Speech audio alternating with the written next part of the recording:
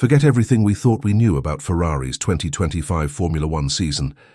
At Monaco, something happened that could change the entire story of the year. For a team that has been criticized for struggling in slow-speed corners and failing to keep up with the top contenders, Ferrari suddenly turned things around on the streets of Monte Carlo. It wasn't just a lucky break or a moment of brilliance. It looked like something much bigger, something planned, something deliberate, and something potentially terrifying for the rest of the grid. Charles Leclerc, a driver who has never had an easy time in his home Grand Prix, shocked everyone by topping the timesheets and delivering performances that not only placed him ahead of his rivals, but also flipped the entire narrative about Ferrari's car. For years, Monaco has been his curse. From bad luck in qualifying to heartbreaking DNFs on race day, the streets of his childhood have brought him more pain than joy. But this year felt different. From the very first session, Leclerc seemed to be in full control. In free practice 1 and 2, despite clipping the barriers and even losing his front wing after a contact with Lance Stroll, he bounced back with even more speed. That kind of comeback doesn't come from chance. It comes from confidence, from control, and most importantly, from a car that finally behaves the way a driver needs it to. Ferrari's SF25 has been questioned since the start of the season.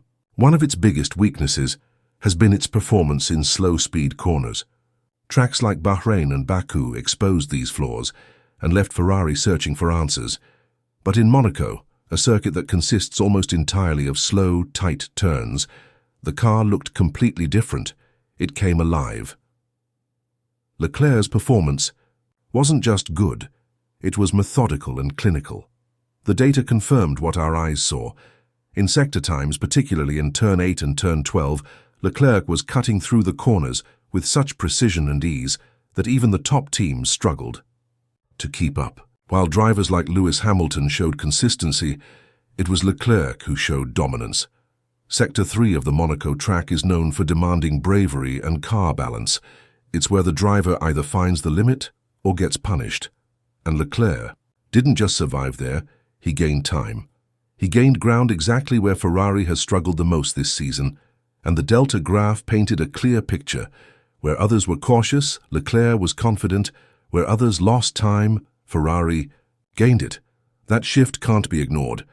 Against Max Verstappen, Leclerc was faster by 0.163 seconds. Against Lando Norris, the gap was an even more impressive 0.326 seconds. These are not small margins. In a sport where tenths of a second matter, this was a massive statement. And it wasn't just about talent, though Leclerc has plenty of it. It was also about machinery. For the first time this season, the SF25 didn't feel like it was holding Leclerc back. It felt like it was pushing him forward. So what exactly changed? Did Ferrari bring secret upgrades to the car? Not really. The SF25 remained mechanically the same, but Monaco forces teams into a unique setup: soft suspension settings, higher ride heights, and compromises that don't normally suit a car built for high-speed tracks. Ironically, those same compromises masked Ferrari's usual weaknesses. The very rigidity that punished them on other circuits was now giving them stability through high-speed direction changes. It was like Monaco had unintentionally handed Ferrari an advantage. Turn 12 in particular stood out. McLaren cars looked strong through the chicanes, but Ferrari stayed planted during transitions. This wasn't a mechanical upgrade, it was a situational benefit. But even so, Ferrari used it perfectly. They didn't just perform, they dominated the conditions. Monaco means more to Leclerc than just points. It's personal, it's his home, his childhood streets, and his family's legacy. When he races there, he carries more than just expectations. He carries history. That emotional connection was visible in his intensity, especially in Sector 3. It wasn't just technical performance, it was passion. He was pushing through corners with a fire that comes only when something deeply personal is at stake, and this time, the car responded. Every heartbreak he's felt in previous Monaco races seemed to fuel his determination. And here's the part that makes everything even more interesting. What if this wasn't just a good weekend? What if Ferrari planned this from the start? While other teams focused on power circuits, Ferrari may have quietly optimized their car for Monaco's unique setup. No flashy upgrades, no sudden overhauls, Just a car that suddenly fits the demands of the most technical circuit on the calendar, because if Ferrari locks out the front row in qualifying at Monaco, they control the race. Overtaking is nearly impossible on these streets, and that means track position is everything. If that was the plan all along, then Ferrari just played their cards perfectly. And that raises a much bigger question. If they didn't change the SF25, but simply unlocked its potential, how much more is hidden under the surface? Have they been sitting on untapped performance that only shows itself under extreme conditions? Or is Monaco a one-time illusion, flattering a car that's still deeply flawed? Whatever the answer, the implications are huge. If Ferrari converts this practice pace into pole position and a race win, it changes the story of their season. From struggling in the midfield to standing on the top step of the podium, that's the kind of turnaround that shakes up the paddock. But it also comes with a warning. If the SF25 only works under rare conditions like Monaco, then the rest of the season might still be full of challenges. However, if Ferrari has discovered something deeper, a key to unlocking better balance, or a breakthrough in setup philosophy, then the red cars might be ready to fight again. What we saw in Friday practice wasn't just hope, it was a signal, a message that Ferrari is not done, that Leclerc is not beaten, and that this team, with all its history and pressure, is ready to push back. The performance wasn't for show, it was a clear attempt to rewrite the story, and if they back it up with qualifying and race results, it could become one of the most memorable comebacks of the season.